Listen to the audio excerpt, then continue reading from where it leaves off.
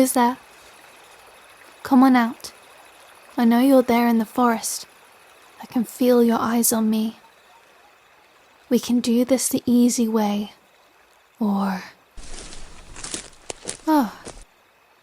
And what do we have here? A lost little child who wandered too far away from his village. Child, But that's what you are. All you humans. You are human, aren't you? So I was right. Tell me, child. Young man, tell me why you were spying on me. Oh? You were just looking. The sound of my voice drew you here.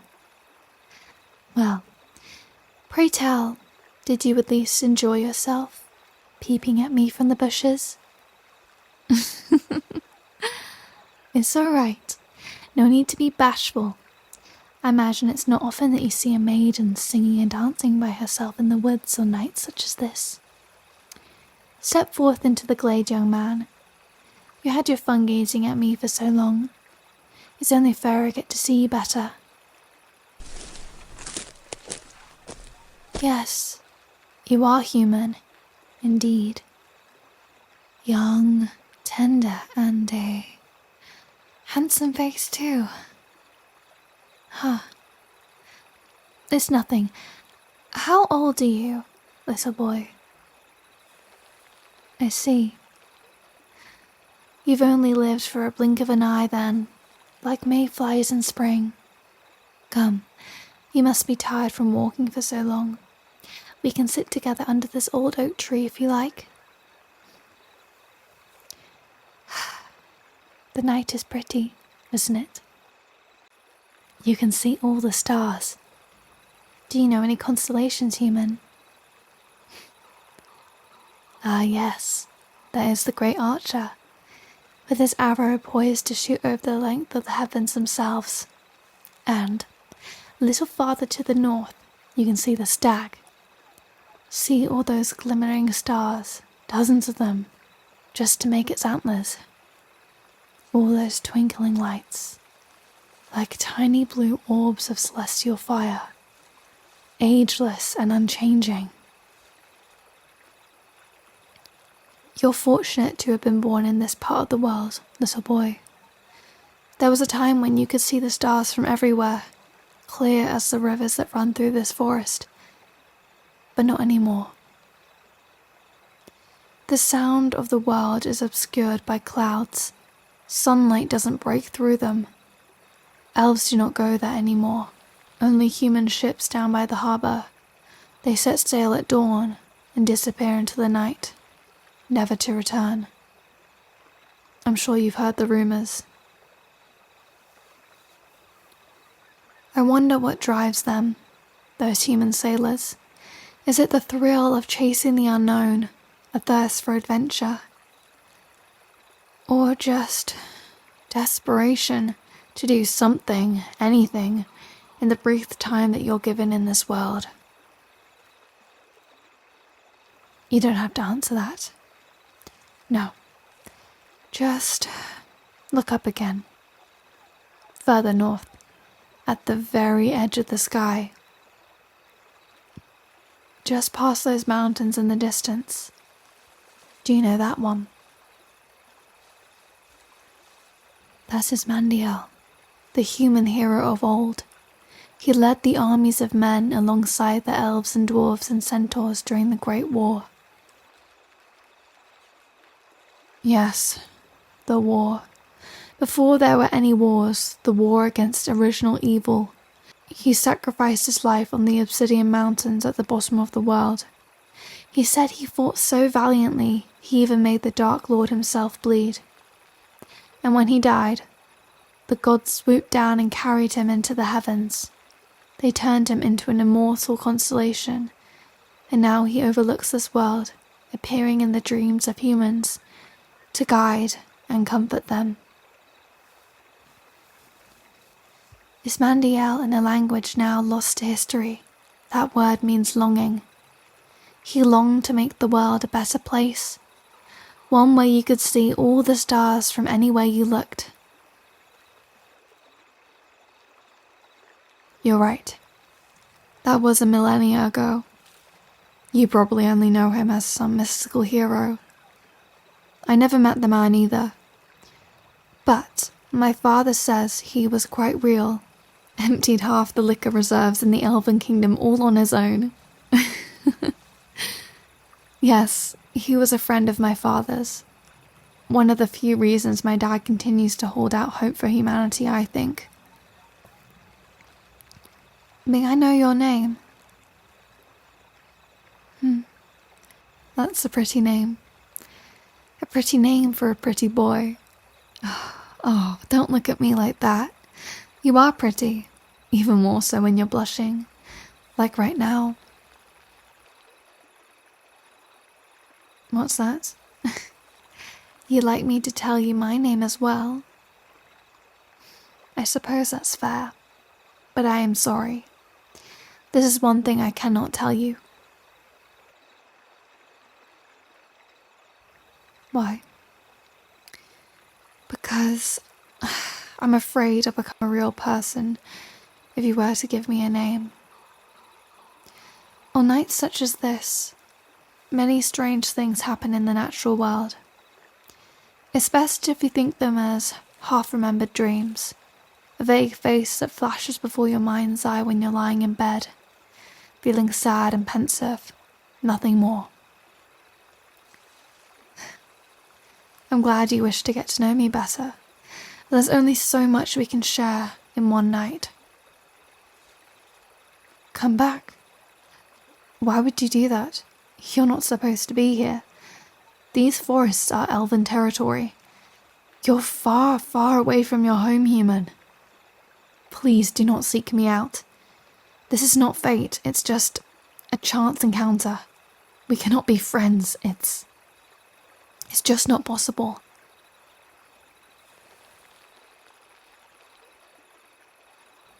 Of course, I'd like to be closer to you. I haven't seen a human in forever, and yet I'm already full. It doesn't matter. I don't have to complete that.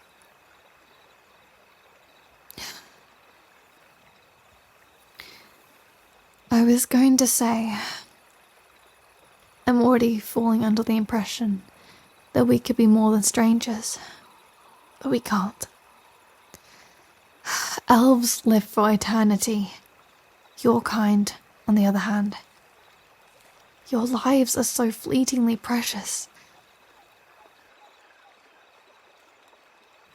Don't tell me what I already know. Elves and humans used to live together in harmony, but that was before I was born, before the darkness hidden inside every human heart began to show itself bright as day.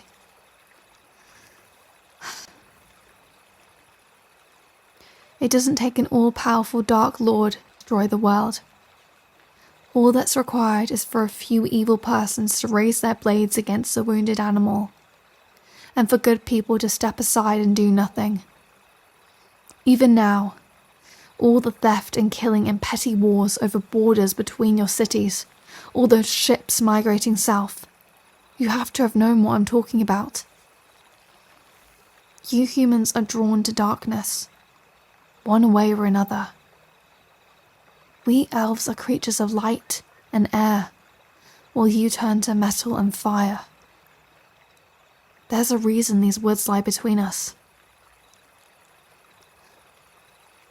You've never seen a creature as beautiful as me.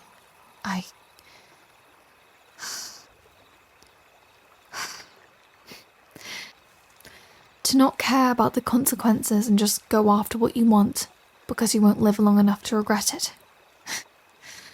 Oh, what a so very human thing to say. No, little boy. My father would never allow it. He rules over the Elven city, and humans aren't welcome here. I've already told you more than I should. I need to leave. No, I mustn't. They'll start looking for me soon, and I can't have you getting into any trouble. Return to your village, human. The night isn't young anymore. Please. Please don't make me do this. Please don't make me love you. I'm afraid if I stay any longer, I won't be able to stop myself. Please don't make me fall for you. It'll only bring us both pain. Because I can't mourn you. Elves, we live forever, and we choose only one partner to accompany us to eternity's end. Losing them would be like losing your reason for living. No elf can carry such a weight on her shoulders.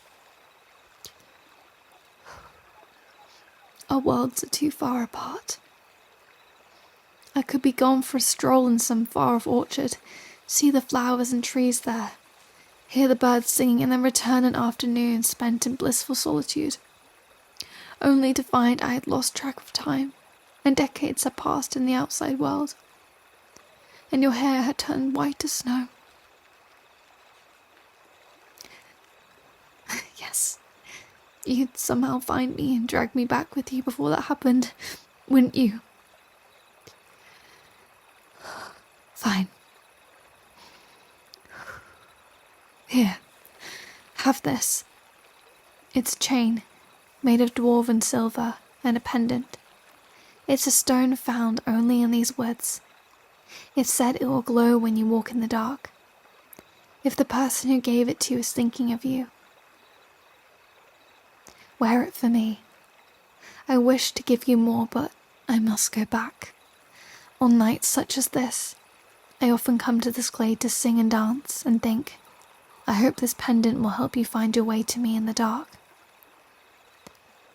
You know, if you look really closely at this hour, in the western sky, you can see a constellation in the shape of a woman with pointed ears. They tell stories of a grove where Ismandiel fell in love with an elf, and she loved him too. Their tale only ends in sadness. She's west, and he's far to the north. He cannot find her, no matter how much he searches. What was her name? She didn't give him one either. Maybe they'll tell stories about this glade too one day, where a foolish young man painted so many wonderful pictures of a happy and loving future to an elf, and the foolish elf believed him. Stories to warn children of love that's not meant to be. Stories to keep humans in the warm comfort of their homes, and elves in their airy, untouched cities. Nothing but miles and miles of moonlit forest between them. But I don't want them to. I want to remember what it's like to hope. I really do hope that you'll come back on a night such as this.